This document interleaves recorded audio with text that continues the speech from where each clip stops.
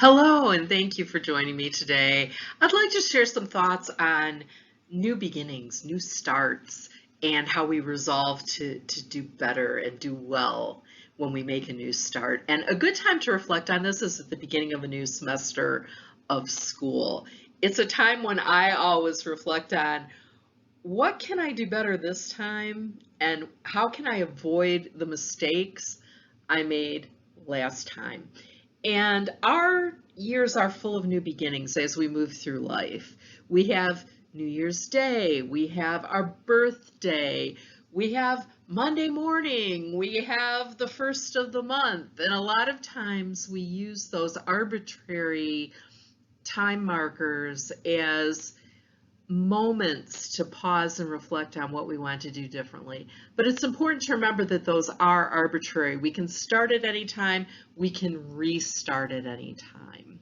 So as we embark on the new semester, I encourage you to reflect on things that you would like to do and good habits that you would like to develop in the new semester. So look back at what you've done in the past and think about how it could go better.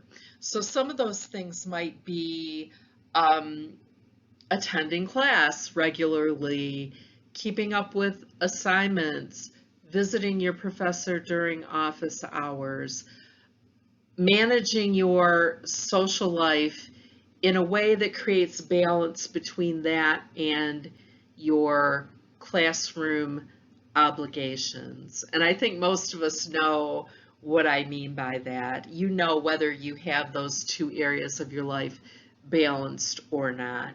If you're going to class overtired because you went out too many times on a weeknight or something, that might be an indication that those elements of your life are out of balance. So it might be time to reflect. And as you reflect on these things, there are a few tips I want to share with you. And these are tips that I use myself. So I'm not preaching at you, I'm trying to be helpful to you. One of these things is be careful of perfectionism. I'm a perfectionist. I tend to feel like, oh, if I mess up, then I've blown it. If I make a mistake, um, I didn't meet my goal, and I can get really down on myself. But I encourage myself and you and all of us to give ourselves the grace to make mistakes and allow ourselves to start over at any time. If you messed up yesterday, start again today. One fun way of doing this is to keep a tally of the number of days that you have met your goal. So after a while, you start thinking, oh, it's day 5, it's day 6, it's day 7, and you don't want to break your streak. So that's a useful way. Keep your goals challenging yet achievable. We tend to set lofty goals that are far outside of our normal way of behaving, and those are bound to fail. So set yourself a tiny, achievable goal rather than just saying, oh, I'm going to eat healthy at every meal every day.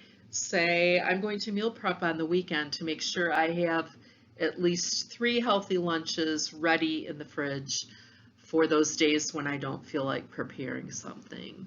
So keep them small but achievable, just outside of your comfort zone or your normal way of doing things. And I encourage you to use the phrase, I deserve, when you're thinking about your goals. And let me explain this. This is a journal prompt that I use sometimes, and I find it very useful in achieving my goals. Now, I'm not saying you have to become a journaler. If that's not your thing, that's fine. But keep the phrase, I deserve, in your mind as you're trying to improve your life. So here's an example. I deserve to be well rested. I deserve to enter my day after a good night's sleep, feeling refreshed and ready to meet the challenges of the day. That's a positive, I deserve kind of goal. Now, if I deserve that, how is it going to happen? How am I going to make that happen? I'm probably going to have to restructure or engineer my life and my schedule in such a way that I am able to get adequate rest and sleep in the evening, in the nighttime, in order to meet my personal challenge of facing the day feeling well rested. So I deserve to be well rested. Another one might be I deserve to feel prepared. We all know that walking into a meeting or a class knowing that you're as prepared as you can be is a great feeling. You don't feel like anything is going to take you by surprise. You're not going to be blindsided. You've done everything that you can do. Okay, so I deserve to feel completely prepared for different situations in my life. Okay, how do I make that happen? Well, if it's for a class, I need to put the time in ahead of time to get the reading done and get the assignment done so that I can walk into class feeling prepared. I probably need to schedule things in my planner so that I will be able to be on top of and ahead of my tasks instead of always lagging behind. And believe me, again, this is not pot calling the kettle. I am behind a lot because I am not a master of managing my time. But this is something I remind myself I deserve. Now, right now, my house is a mess for a variety of reasons that I won't go into here. But in order to motivate myself to clean this place up, I've been telling myself I deserve to live in an environment that makes me feel happy, that makes me feel peaceful. I deserve a home that is a haven, that is a safe and comfortable place. And right now it doesn't feel like that. So again, how can I then manifest what I deserve? Well, I can spend half an hour a day decluttering and trying to clean things up and keeping that I deserve at the forefront of my mind. I deserve a tidy house motivates me to do the work to get it that way. So think about what you deserve. What do you deserve? Do you deserve an empty email inbox? Do you deserve completed homework? Do you deserve rest? Do you deserve nourishing your body with healthy food?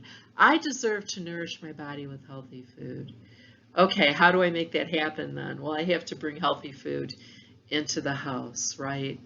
Another thing I've done with the I deserve is I deserve to eat things that I like.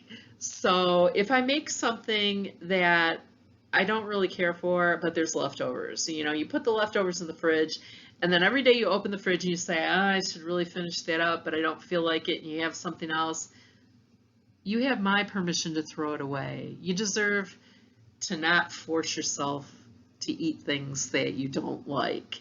Same with clothes. You know, maybe you bought something and it's the wrong size and it's been hanging in your closet for a long time. You deserve clothes that make you feel good about yourself and that you like to look at and that you like to wear. And if there's something there that's just like making you feel guilty for the money you spent or guilty that you don't fit into that size, again, you have my permission to get rid of it. Weed it out and put it in the charity bag, and someone else can get good use and enjoyment out of it, and it will be out of your life making you feel wrong and making you feel guilty.